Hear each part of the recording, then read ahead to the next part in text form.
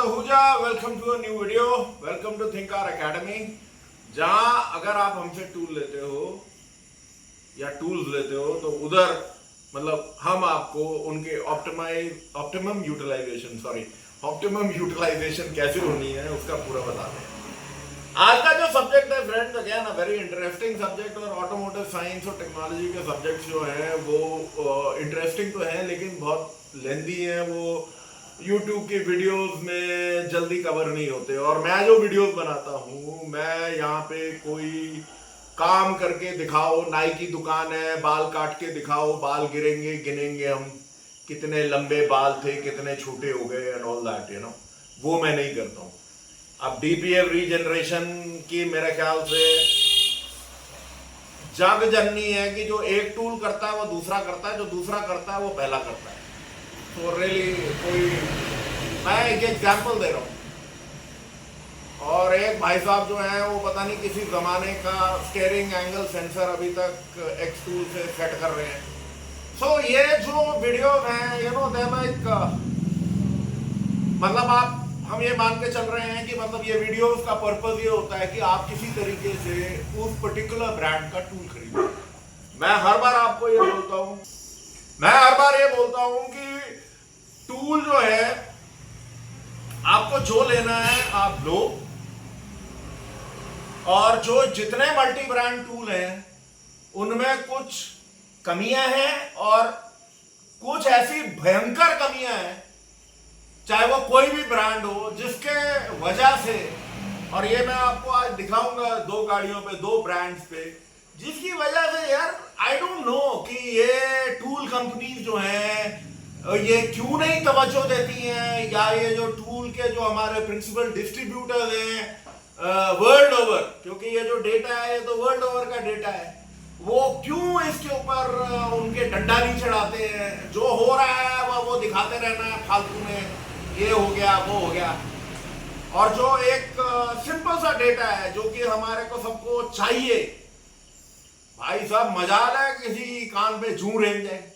और यही tool company जब ये अमेरिकन गाड़ियों के ऊपर होती हैं तो आपका जो डेटा है कंपनी टूल और उनके टूल में कोई ज्यादा फर्क नहीं होता। बहुत अच्छा डेटा वो देते हैं क्योंकि उनको पता डंडा चढ़ेगा बड़ा मोटा, और यहां पे इंडिया में बोलने वाला कोई नहीं।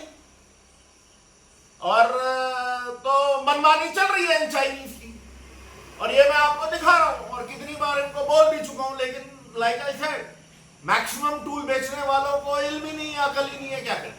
बट एनीवेज, जो let us get to the subject ये है फ्रेंड्स कि आप बोर्ड पे आए,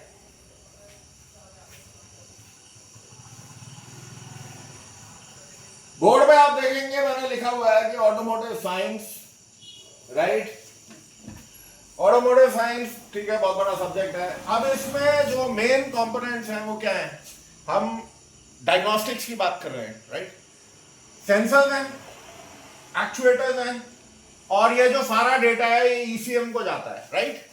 और ECM का जो करने का तरीका है, let us talk about it.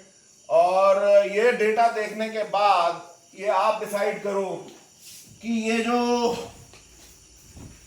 ECM repairing के जो यहाँ इस मुल्क में ये बीमारी फैली हुई है वो कितनी यू नो वाजिब है, कितने और हजारों लाखों लुटेंगे इनके हाथों से, और क्या एक्चुअली ECM रिपेयर होता भी है, क्या वो रिपेयर होने के बाद जो ये डेटा ओरिजिनल ECM देता है वो दे भी पाएगा।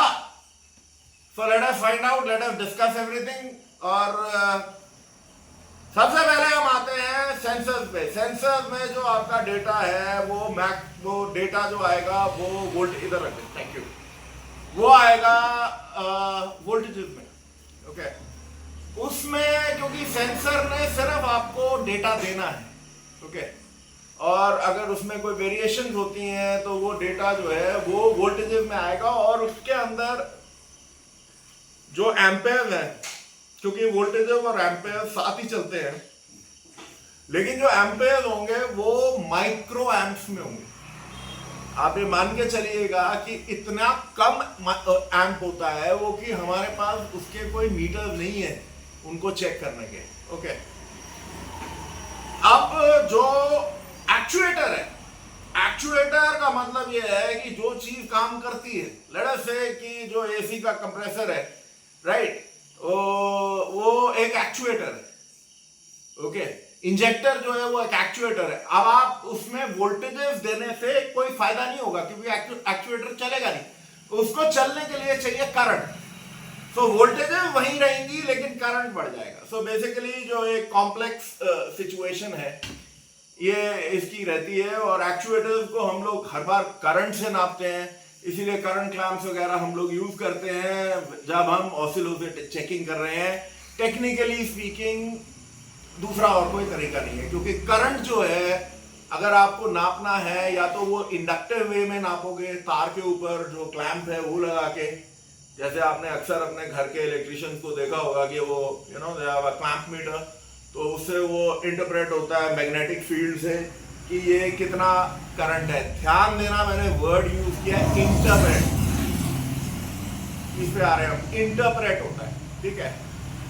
करंट का एक्चुअल नापने का तरीका सीरीज में होता है कि जो एक्चुएटर है वो हम सीरीज में जाते हैं, बीच में मीटर लगा होता है, तो वो आपको एम्पेयर्स कितने हैं whatever, again like I said, ना मिली एम्प्स नाप सकते हो आप, ना ही माइक्रो एम्प नाप सकते हो आप, सिर्फ एम्पेयर्स नाप सकते हो। ओके, अब ये जो सारा डेटा है सेंसर का और एक्चुएटर का, ये ईसीएम के पास जाता है, और ईसीएम अब जो एक सबसे इंटरेस्टिंग काम करता है वो ये है कि वो जो डेटा है वो उसका एक इन्फर्ड या इंटरप्रेटेड डेटा निकालता है।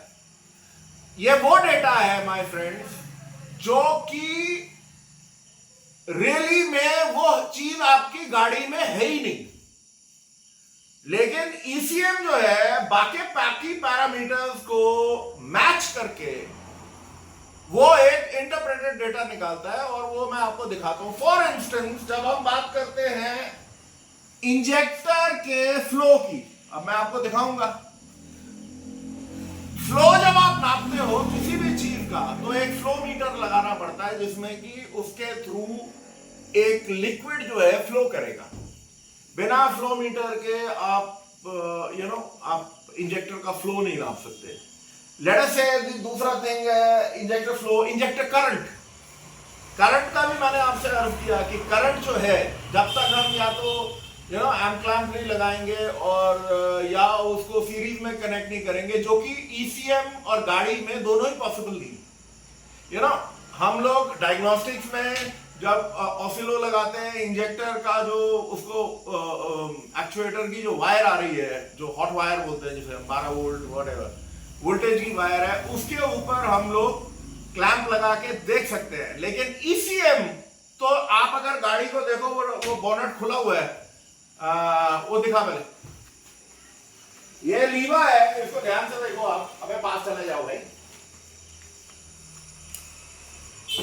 अगर आप ध्यान से देखोगे माय फ्रेंड्स, ना तो इसके इंजेक्टर पे कोई ऐसा फ्लो मीटर लगा हुआ है, ना ये इंजेक्टर सीरीज में कनेक्टेड है, तो ये रीड कैसे कर रहा है। तीसरा है, let us come to barometric sensor. Okay, baro again, पहले जमाने में बैरोमेट्रिक सेंसर जो होता था, बैरो सेंसर होता था ईसीएम के नीचे, ये गुल्ला सा लगा देते थे व्हाटएवर। आज की डेट में सारी गाड़ियों में जो बैरो होता है वो बैरो सेंसर है ही नहीं। बैरोमेट्रिक सेंसर जो है वो अगेन इंटरप्रेटेड डेटा है, वो कैलकुलेटेड डेटा है। उसने बाकी सारे पैरामीटर लिए और कैलकुलेट करके बता दिया कि ये आपका कितना सी लेवल पे गाड़ी है। ओके, कैलकुलेटेड लोड अगेन, ये जो वर्ड है ये खुद बताता है कैलकुलेटेड लोड, कैलकुलेट हो रहा है। क्या एलॉग्रिथम है, कौन से डेटा वो चीजों को वो लेता है कैलकुलेटेड लोड को कैलकुलेट करने के लिए। अगेन कोई सेंसर नहीं है इसका। अगर हम ये ढूंढे कि भाई एक कैलकुलेटेड लोड क्या है, एक हमारे को लोड का सेंसर दो, तो सेंसर तो है नहीं, लेकिन डेटा आपको कैलकुलेटेड लोड का है जो कि आपको स्कैनर में दिखता है। अब आपका जो थ्रॉटल पोजीशन सेंसर का जो करंट है, मोटर करंट, टीपीएस थ्रॉटल जो टीपीएस है इलेक्ट्रॉनिक थ्रॉटल में, वो दो जो आपकी जो मोटर्स हैं, मोटर चलती है, मोटर अगेन एक एक्चुएटर है, राइट। थ्रॉटल पोजीशन सेंसर ए का करंट कितना है, थ्रॉटल पोजीशन सेंसर बी का करंट कितना है, again like I said, current जो है क्लैंप से होगा या सीरीज में होगा। गाड़ी आप देख रहे हो, कहीं पे भी आपको वो चीज नहीं है, ऐसे ही मोटर करंट वगैरह। सो बेसिकली ये जो डेटा है इंटरप्रेटेड, अब मैं आपको दिखा देता हूं दो गाड़ियों में। और सबसे बड़ी बात जो you know which is very irritating, बहुत ही इरिटेटिंग है कि इन सारी टूल कंपनीज ने जो इंजेक्टर है, इंजेक्टर का डेटा इन्होंने एवरेज आउट किया हुआ है। इमेजिन करो कि मेरी गाड़ी मिसबिहेव कर रही है, और वो हम सब्जेक्ट को कवर करेंगे कि जो इलेक्ट्रॉनिक थ्रॉटल, मैं आरपीएम देख रहा हूं मेरे से, और आरपीएम मेरा अप डाउन हो रहा है हल्का, यू नो, तो मैं क्या देखूंगा? ठीक है, मैं क्रैंक सेंसर देख लूंगा कि मेरा जो क्रैंक सेंसर है उसका डेटा इंटरप्रेट नहीं हो रहा ठीक से, ओके, उससे आरपीएम ऊपर नीचे हो रहा है। मैं जो थ्रॉटल बॉडी की जो प्लेट है उसको देखूंगा कि वो यू नो वो मूव तो नहीं कर रही है, यू नो। और तीसरा मैं देखूंगा कि जो मेरा इंजेक्टर है वो क्या बिहेव कर रहा है। अब प्रॉब्लम ये है कि क्या ये जो मेरी आरपीएम का जो फ्लक्चुएशन है वो एयर के कारण है या वो फ्यूल के कारण है। अगर मेरा एयर है तो फ्यूल एडजस्ट होगा साथ में, और अगर मेरे फ्यूल की प्रॉब्लम है तो थ्रॉटल प्लेट भी ईसीएम उसको एडजस्ट करेगा। So it's very difficult. Again ये जो डेटा है ये, और खासकर ये जो स्कैन कंपनी वाले हैं, जब ये हमें इंजेक्टर का डेटा नहीं देते हैं, बहुत ही इरिटेशन है। जब आपने, अब मैं आपको दिखाता हूँ, गाड़ी स्टार्ट कर, जरा होल्ड कर, और फिर जब मैं लाइव डेटा पे आ जाऊँ तब। अब ये फ्रेंड्स गाड़ी स्टार्ट है, आप देख रहे हो इंजन आरपीएम है, यू नो, और अब लुक एट दिस, ये कहता है इंजेक्शन वॉल्यूम कि ये 0.07 मिलीलीटर्स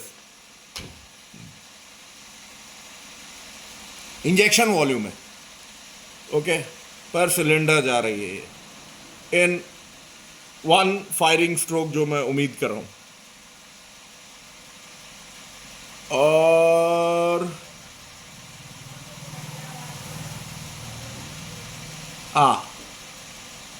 ये रहा कैलकुलेटेड लोड, ये रहा इंजेक्शन वॉल्यूम। इसको हटाता हूं, अब मैं इंजेक्शन पोर्ट पे आ जाता हूं। Let's say this injection port क्या दिखा रहा है, ये micro second. So basically 2.4 seconds ये इंजेक्टर खुला हुआ है, ओके।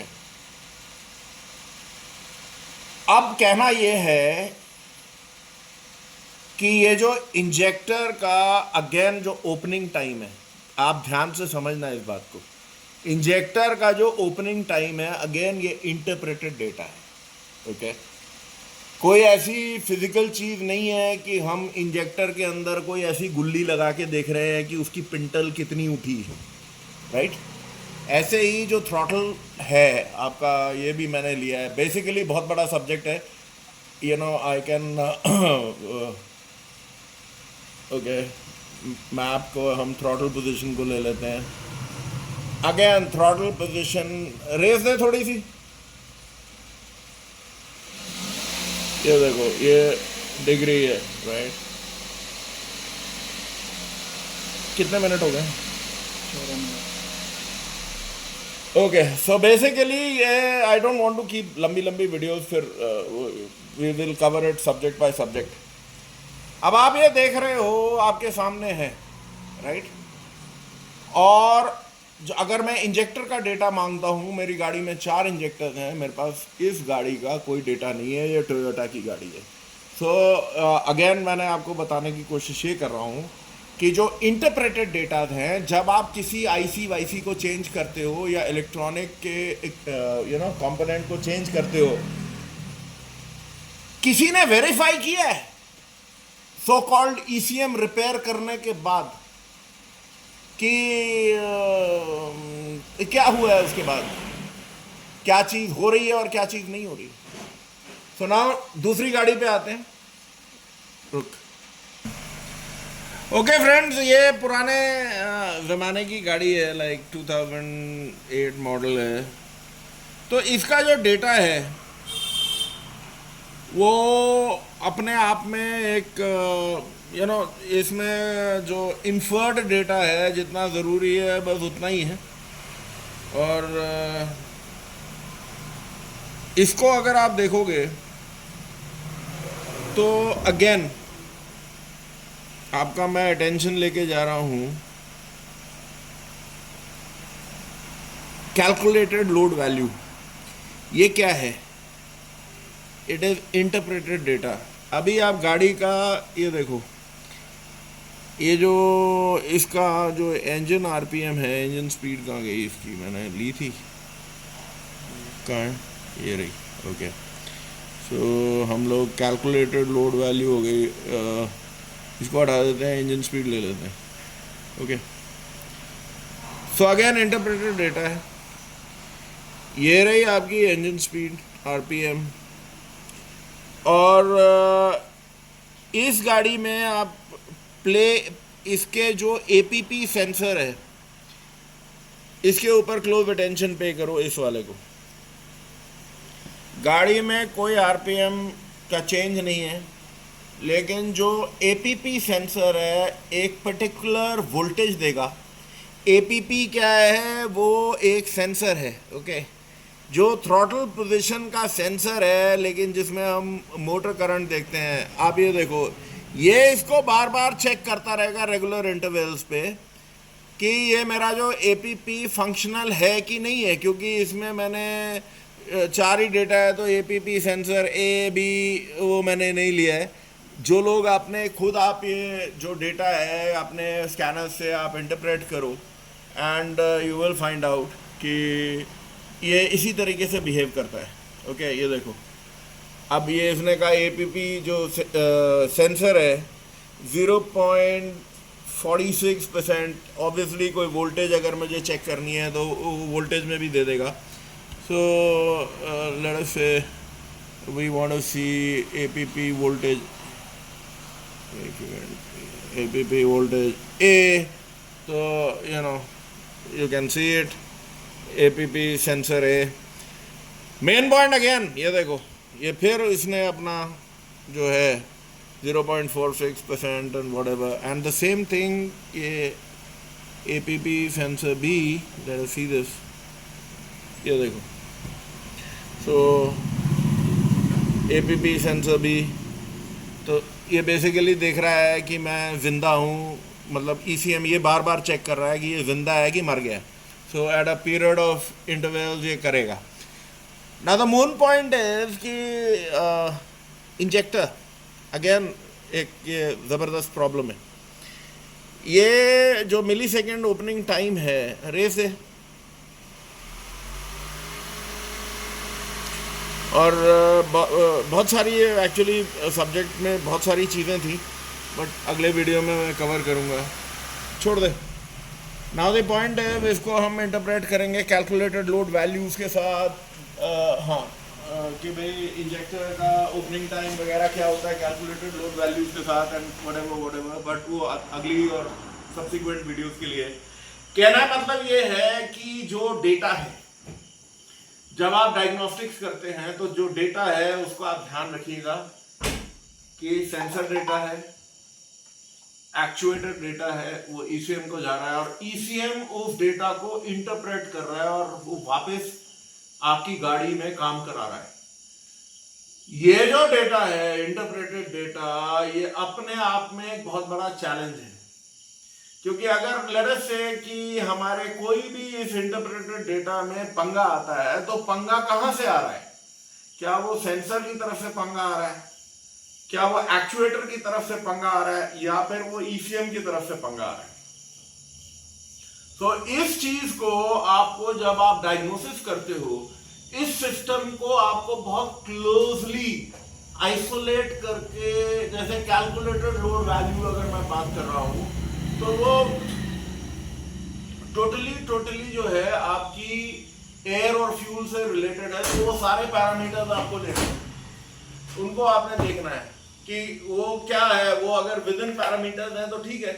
ऐसे ही जो थ्रॉटल पोजीशन, मतलब अगर आपकी आरपीएम अप डाउन हो रहे हैं, क्या हो सकता है? इट कुड बी एयर का प्रॉब्लम है, वैक्यूम लीकेज है, क्रैंक सेंसर का प्रॉब्लम है, कि मेरा जो थ्रॉटल बॉडी की जो प्लेट है वो मिसबिहेव कर रही है, जो मोटर है वो मिसबिहेव कर रही है, यू नो, या ये इंजेक्टर हैं जो मिसबिहेव कर रहे हैं। वो इंजेक्टर का जो स्प्रे है, मतलब वन ऑफ दी, मतलब 4 में से एक आधा इंजेक्टर अगर मिस कर रहा है या वो ओवर स्प्रे कर रहा है तो आरपीएम में चेंज आ जाएगा। नाउ द प्रॉब्लम सबसे बड़ी है कि इन स्कैनर्स में, कोई भी ब्रांड का ले लो, कोई डेटा नहीं है इसका।